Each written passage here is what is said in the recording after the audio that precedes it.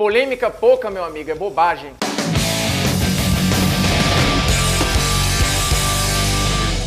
Atendendo a muitos pedidos no YouTube, nós vamos falar hoje sobre o Palmeiras tem Mundial 1951, um ano depois da Copa do Mundo no Brasil. E qual a ideia da CBD, a então Confederação Brasileira de Desporto, hoje mais conhecida como CBF? Eles tinham a ideia de organizar um campeonato interclubes com as melhores equipes do mundo para fazer uma espécie de Copa do Mundo de clubes. E aproveitando que o Brasil, um ano antes, tinha sido sede do Mundial. A CBD tinha o aval da FIFA, tanto que, para a organização daquela competição, denominada de Copa Rio Internacional, vinha gente, ou teve participação de gente muito importante dentro da FIFA. O torneio ocorreu entre junho e julho de 1951 e o Ottorino Barazzi, um italiano que era secretário-geral da FIFA e vice-presidente da entidade, ajudou na organização do evento. Vale lembrar que a Copa Rio Internacional tinha um nome oficial, Torneio Internacional de Clubes Campeões. Esse era o nome oficial da competição, que acabou chamada de Copa Rio porque era patrocinada pela Prefeitura do Rio de Janeiro. Mas é bom lembrar que a imprensa brasileira e a imprensa internacional, as duas acabaram chamando o torneio de maneiras diferentes, né? No Brasil, por exemplo, muita gente tratava o torneio como Torneio Mundial de Clubes e tinha gente na Europa que chamava Torneio Mundial dos Campeões. A ideia original, como a gente já disse, era fazer uma réplica da Copa do Mundo, só que com clubes, ou seja, a competição deveria ter 16 participantes, mas percebeu-se que a logística ia ser complicada demais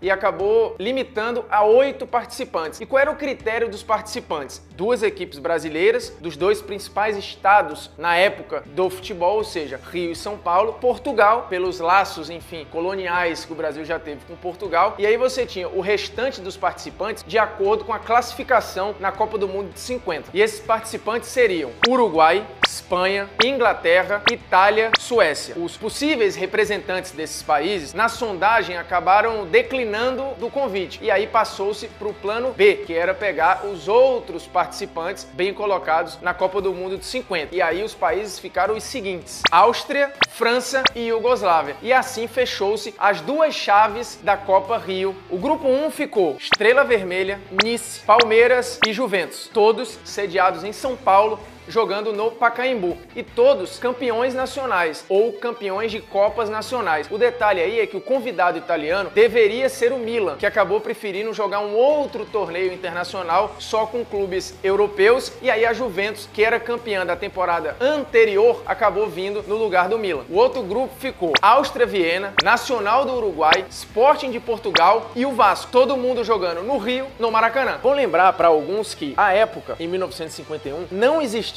a Liga dos Campeões, ou seja, não existia a Copa da Europa, também não existia a Libertadores. O Palmeiras fez essa campanha aqui, e aí você tá vendo na primeira fase, tem a semifinal e tem a final contra a Juventus. E o Palmeiras foi o campeão do torneio, à época tratado como mundial. O campeonato nasceu com esse objetivo, mas muita coisa pelo caminho acabou tirando um pouquinho o tamanho daquela conquista. A FIFA sempre chancelou os seus próprios eventos e sempre quis valorizar tudo o que era seu. Você quer ver um exemplo? Você sabia que o Uruguai joga no seu escudo com 4 estrelas? Aí você se pergunta, mas poxa, o Uruguai não só tem 2 Copas? Até 1930 você não tinha Copa do Mundo, certo? O que você tinha eram os Jogos Olímpicos. E os Jogos Olímpicos é que reuniam as melhores seleções, é que era o então grande torneio de futebol do planeta. E o Uruguai venceu por 2 vezes. Só que depois vem a FIFA e cria o seu próprio produto e acaba rompendo com o Comitê Olímpico Internacional,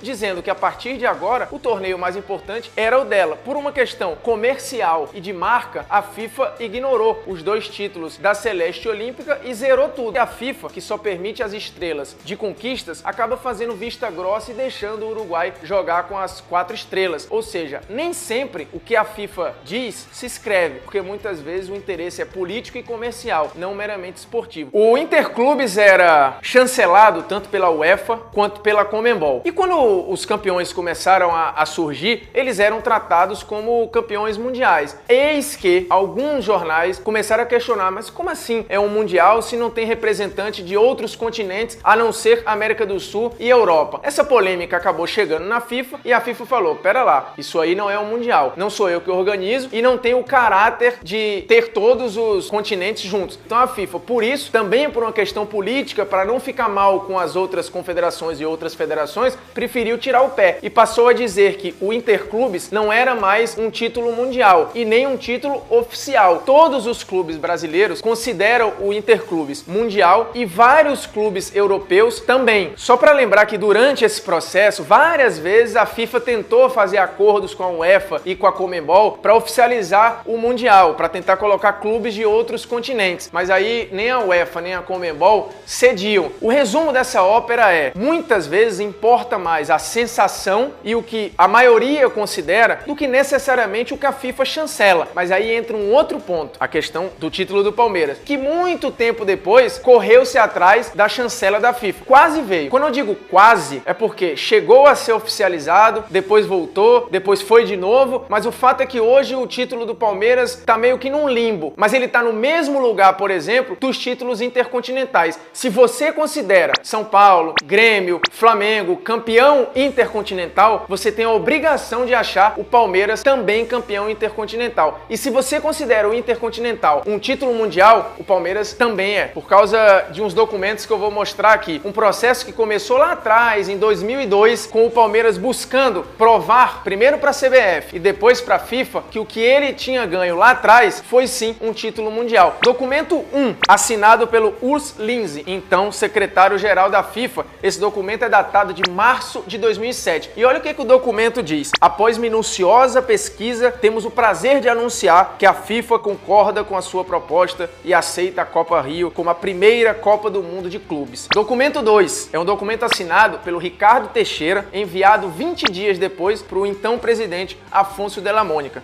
Cumprimento a Sociedade Esportiva Palmeiras, na pessoa do ilustre presidente, pela conquista da importante competição que intitula o Palmeiras como o primeiro campeão da Copa do Mundo de clubes e que, consequentemente, engrandece o futebol brasileiro. Até aqui estava claro, a FIFA reconhecia o Palmeiras como campeão mundial. O documento 3 é um documento assinado pelo Jerome Valcke, que depois assumiu no lugar do Urs Linse cargo de então secretário-geral da FIFA. Ele envia esse documento ao então ministro do Esporte, o Aldo Rebelo, e o documento é datado de abril de 2013 e diz o seguinte: por meio deste, gostaríamos de confirmar oficialmente o campeonato mencionado, a Copa Rio, como a primeira Copa do Mundo de clubes já realizada. Tá muito claro, né? Documento 4 é a ata de reunião do Comitê Executivo da FIFA, datada de junho de 2014, ou seja, ali no período da Copa do Mundo. Entre as decisões tomadas pelo comitê está um item, que tá aqui o item: concordância com o pedido da CBF para reconhecer o torneio entre clubes europeus e sul-americanos vencido pelo Palmeiras em 1951, a Copa Rio, como o primeiro campeonato mundial de clubes. Isso tudo está documentado, não sou eu que estou dizendo. Mas detalhe, a FIFA não chegou a entregar nenhum certificado e não chegou a entregar nenhum troféu para o Palmeiras. Mas o Blatter chegou a abrir aspas e falar o seguinte, aspas pro Blatter aqui: o Palmeiras, naquela época, foi o campeão do mundo dos clubes. Naquela época, anos 50, eles foram os campeões. Vamos dar um certificado para todos os campeões. Agora temos um campeão a cada ano. Só que o Blatter não cumpriu essa promessa. A FIFA acabou com essa tentativa de oficializar o título do Palmeiras, recebendo outros pedidos. E aí, formalmente, Fluminense e Corinthians acabaram pleiteando conquistas mundiais. O Fluminense, porque ganhou a Copa Rio de 1952, e o Corinthians, que ganhou a chamada Pequena Taça do Mundo, que era um torneio disputado à época na Venezuela.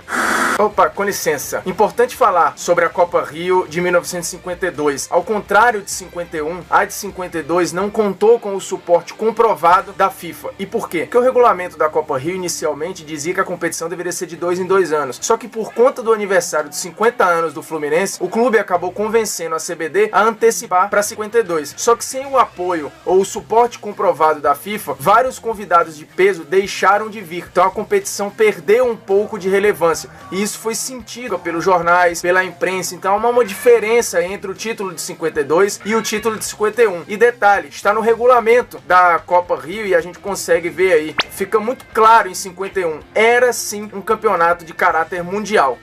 Mas aí, amigão, a FIFA viu que abriu a porteira e que gerou um problema. Recuou da decisão. O que parecia que ia ser oficializado acabou não sendo mais. O que a FIFA fez foi reconhecer a Copa Rio, no final das contas, como um torneio intercontinental. E aí criou-se essa frase, né? O Palmeiras não tem mundial. O Santos ganhou, o Corinthians ganhou, o São Paulo ganhou, o Palmeiras virou alvo. E é só você olhar os jornais à época, as manchetes todas tratavam o título do Palmeiras como um título mundial. O Palmeiras não podia ter deixado esse sentimento se perder. E aí você se pergunta, poxa, mas é justo considerar o Palmeiras campeão mundial? Porque o Palmeiras não ganhou a Libertadores à época, o Palmeiras não teve uma questão classificatória para ir para lá. Ora bolas, a Copa do Mundo de 30 também não. Foram convites. E aí você não considera o Uruguai campeão do mundo? Até hoje, no Mundial oficial da FIFA, sempre tem um convidado, que é o representante do país sede. Se esse time for campeão do mundo, você por acaso vai deixar de considerá-lo campeão mundial? Claro que não. Mas enfim, o Palmeiras tem um intercontinental. E se você considera o intercontinental mundial, o Palmeiras é campeão mundial. Chegou a hora do opiniões que você não tem o direito de ter.